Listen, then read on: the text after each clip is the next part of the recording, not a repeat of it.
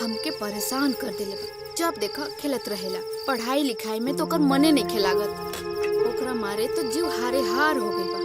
पता ना का होई लइका के छोटको।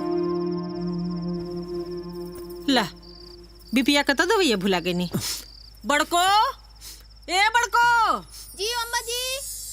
अरे तनी हमार बिपिया के दवैया पहुंचा दे, बच्चिया भुला गई नी। हाँ ले आवतानी।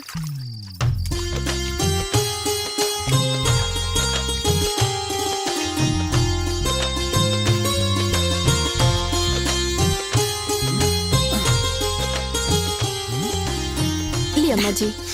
छोटको का करतरी? वो बर्तन माजतरी। बच्चिया दोनों जाने जल्दी जल्दी काम निपटा के सो जा लो। जी अम्मा जी। जल्दी उठा के होला। हाँ। अरे कहाँ गए? अरे हम तो अपन सरोता सुपरिया बाहर में भुला गए नहीं हो। तनी मंगा देबू हो। जो चारों बेर खोई के रहला तो लगिया काहे नहीं खिराखत हैं? अब बड़किया ले तो नहीं याद पड़ल। त तू भड़कत का है बाड़ू? तोहरा से थोड़ी न ले आवे के कहता नहीं। छोटकी से मंगा दा। छोटको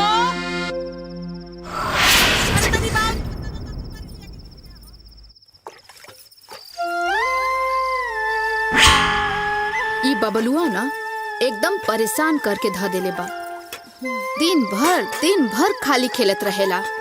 एकर ना पढ़ाई में तनको मन नहीं खेलागत।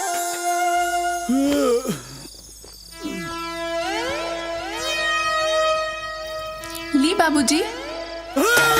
ली ना बाबूजी। अरे बाबूजी ली ना। डराई मत बाबूजी, कुछ ना हुई। हम उठा ले। अच्छा ली।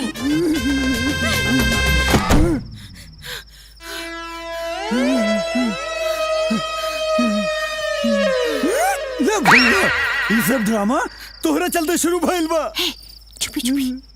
जब हम बड़की के बलौनी हा तो बड़की आइले, और जब हम छोटकी के बलौनी हा तो भूतनिया आइले। ये सब नाटक मत करा।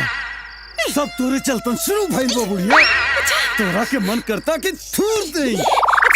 बोलाई का? ए छोटको। अरे ना ना